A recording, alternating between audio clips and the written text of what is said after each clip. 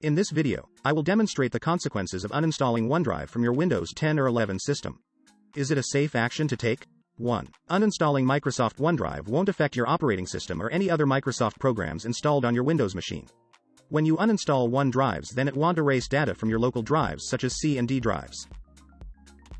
3. The uninstallation process specifically targets the OneDrive syncing application and stops syncing feature.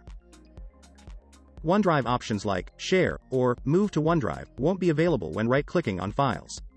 Though you cannot sync on your computer, but already synced files will still be available on OneDrive website or other sync devices. Upon uninstallation, sync settings and configurations related to OneDrive that you have made on your computer will be removed. If you reinstall OneDrive later, you might need to reconfigure sync preferences.